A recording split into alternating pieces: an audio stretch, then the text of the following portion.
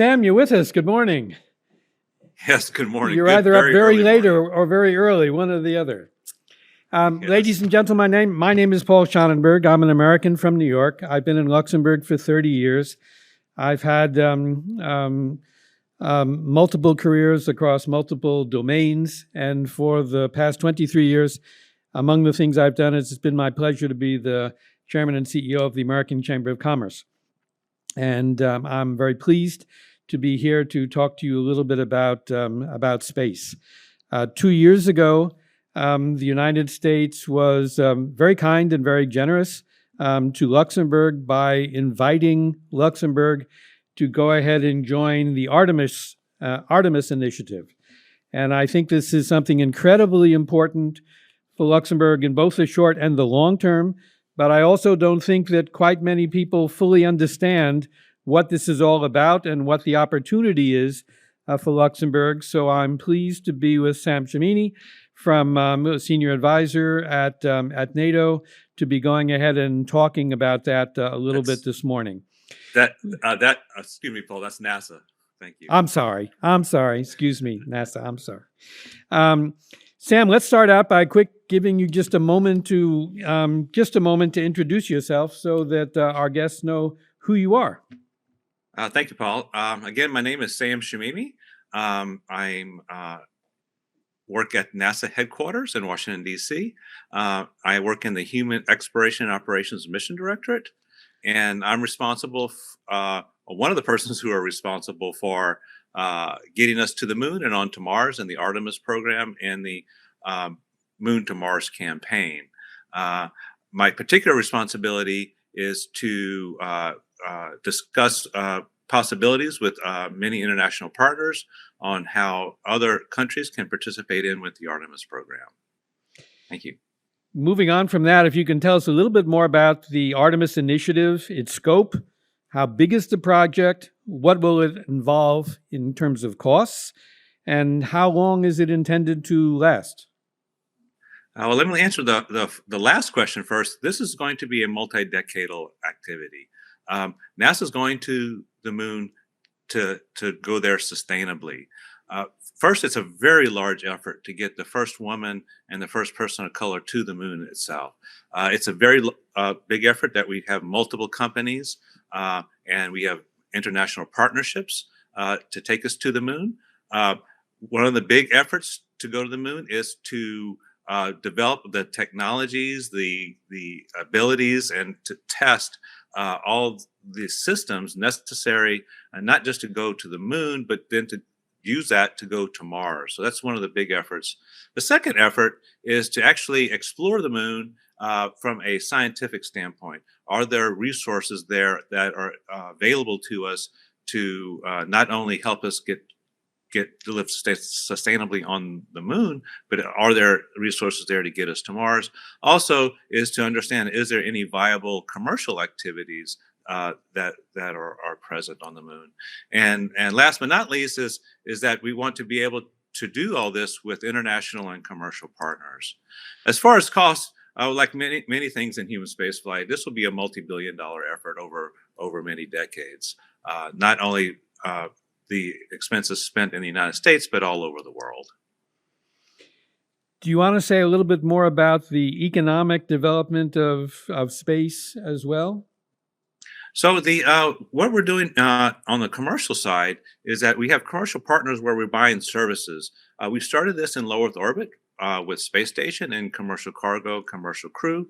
We're also experimenting on station to see if there are any viable commercial activities like manufacturing or tourism or other commercial activities. We want to expand that to the moon as well, as far as purchasing services. As far as are there any economically viable commercial activities on the lunar surface, we don't know that yet. But that's one of the reasons why we're going, especially with the CLIPS program we have within Artemis, is that we'll be prospecting to see if there are any volatiles or any other resources on the lunar surface that could be used in a commercial economy. You know, our title says that this is going to the moon, but it's also going to Mars. But as a first step, I also understood that the Artemis project is about putting the first woman on the moon. Can you tell us a little bit about that as well?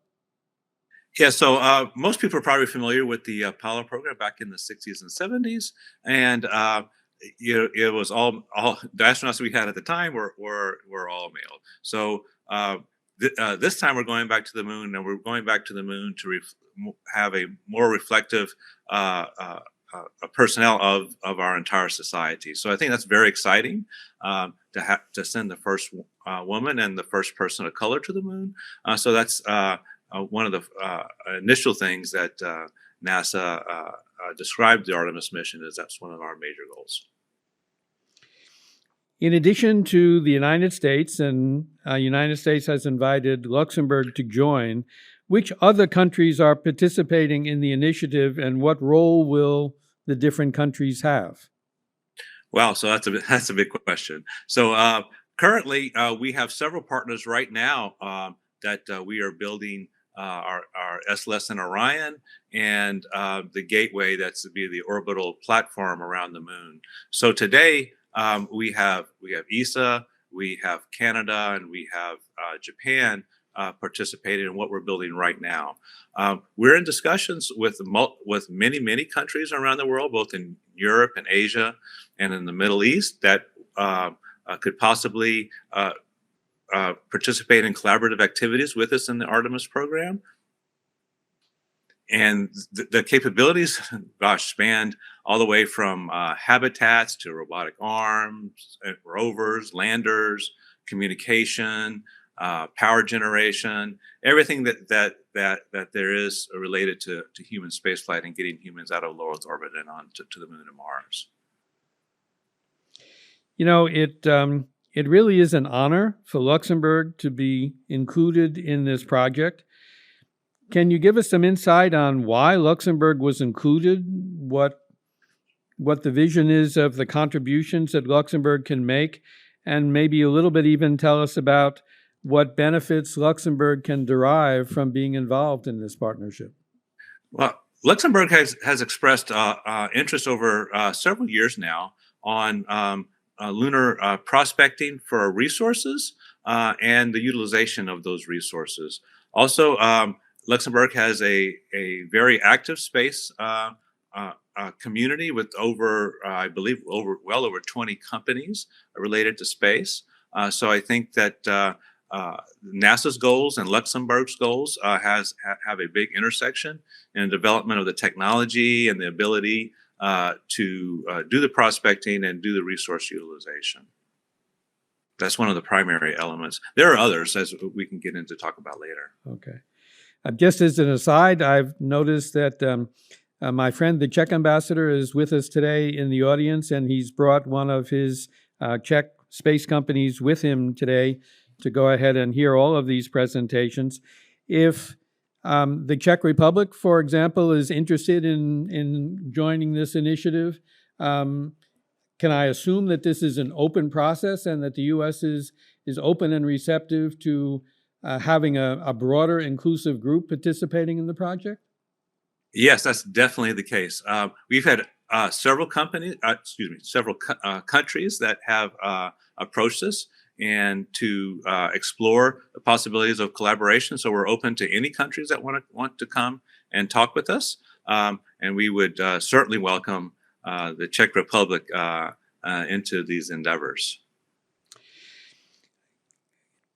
Up to this point, Luxembourg is still developing its ecosystem, and one of the strengths of Luxembourg as a location to go ahead and do this, aside from the perception that Luxembourg is a politically neutral country, is the fact that Luxembourg has put a good legal system in place for the management of space, and that has attracted a number of international companies to go ahead and come to Luxembourg and set themselves up operating in the Luxembourg space ecosystem. But are there already Luxembourg companies, either domestically or resident in Luxembourg, that are in any way involved in the early stages or foreseen to be involved in the Artemis program? Well, being a government employee, I would not like to call out individual companies. However, I do know that through the Luxembourg Space Agency is that many companies are proposing activities that are related to Artemis. Things like I said before, the research, resources, prospecting, and utilization, but also in the realm of robotic arms and rovers, in-space manufacturing, and solar power generation, and even remote sensing. So it spans quite a few of the companies there in Luxembourg, and we're very excited to be working across the board, not only with the government but with industry partners as well. Since the U.S. and its partners are planning that this will be a multi-billion dollar initiative over many decades, are there? Can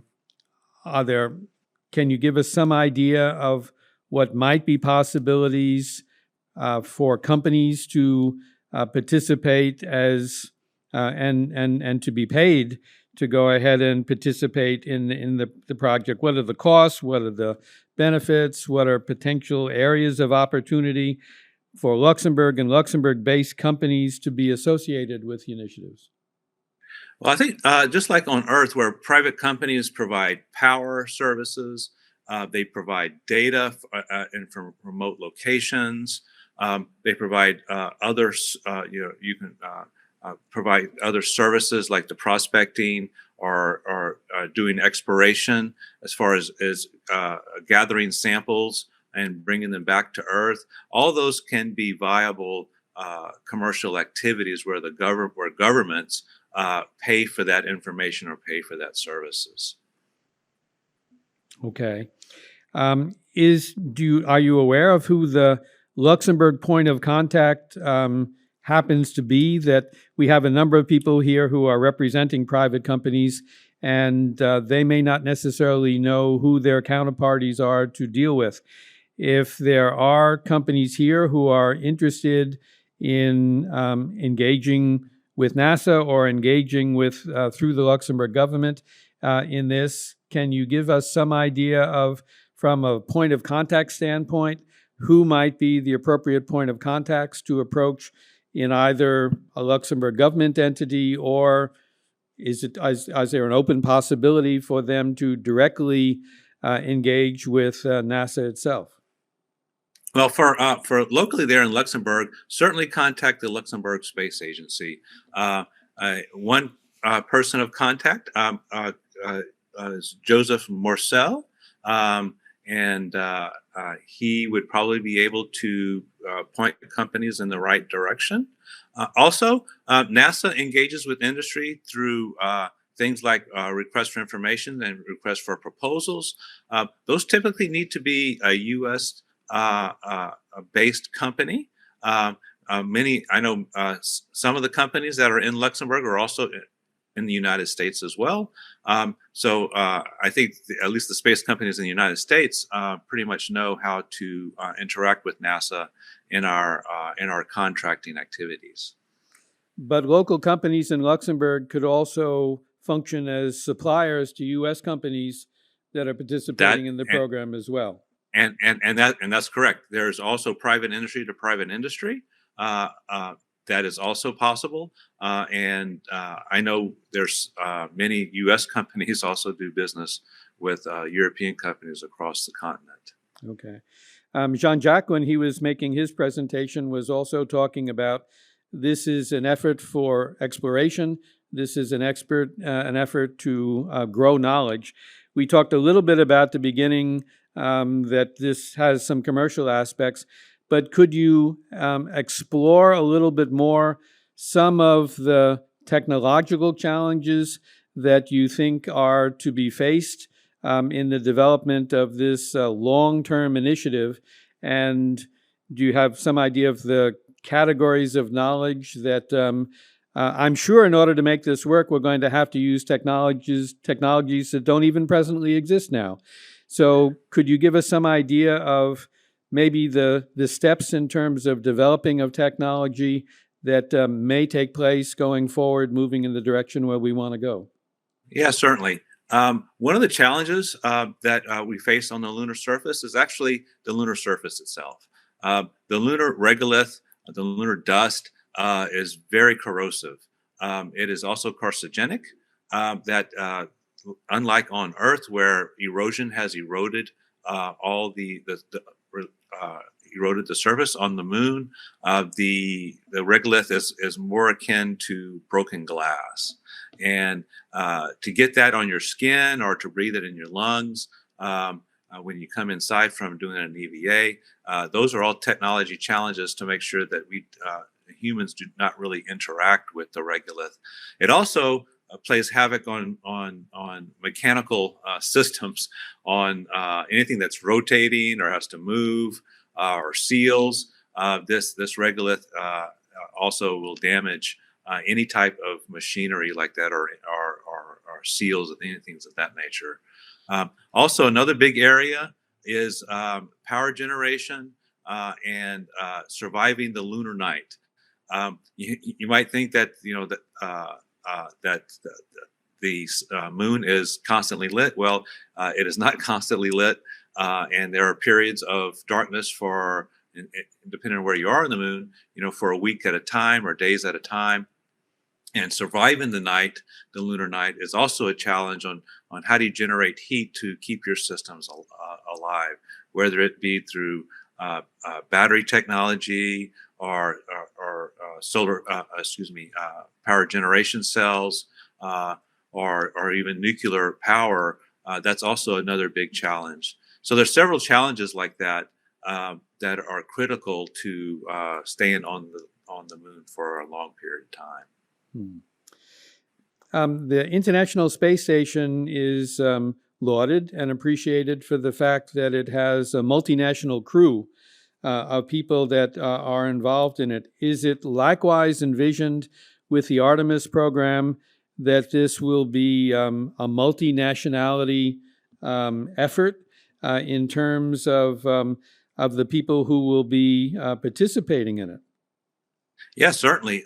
We expect through our collaborative activities to also have an international cruise at the lunar surface as well, in and around the moon, also at Gateway as well. So yes, we certainly expect that through our collaborative activities with various nations.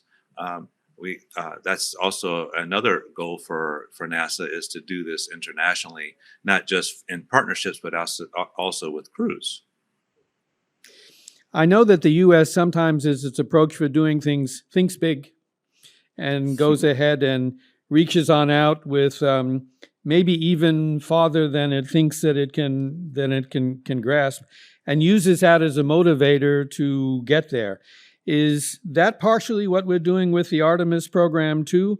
That in order to advance science, in order to advance our understanding, we're taking a broad brush and a big leap. Is that kind of the way this is being put together? If I've got it wrong, correct me. But I'm just wondering what the approach is. No, this certainly is a big leap. We've been in low Earth orbit for a very long time with our international partners, and it's now time for us to go take the next big leap away from the Earth, away from low Earth orbit, and go to the next destination. The next nearest destination was obviously the moon. And again, this next big leap is to prepare us for the next gigantic leap to Mars. So if you think the moon is hard, Mars is even going to be harder than that. So this is not only to gain the knowledge, but also gain the capability and expertise to operate in deep space on another celestial body that will enable us to know what we have to do to go to Mars. So yeah, it's a big leap. Cool. Definitely. So to sum this up, we're talking about a multinational effort, a multidisciplinary effort that will advance and grow scientific discovery and take us to a new place, but take us together. Is that kind of it, or will you give us a 30-second wrap-up? I see on my sign we still have. No. Paul, well, I think you pretty much hit it. This is meant to bring humanity together here on Earth, and it's, it all comes back to us here on Earth, actually. What we learn, what we've been learning on space station, what we'll learn at the moon and going to Mars, actually is all back applicable to us here on Earth. How do we live together in a sustainable way? How do we are able to take care of our Earth here, knowing the history of the moon and knowing the history of Mars. We have a fragile place that we live on, and it's important for us to gain this knowledge and to bring humanity together in this endeavor of exploration. Sam, thank you very much. We hope to see you all soon. Jean-Jacques, back to you.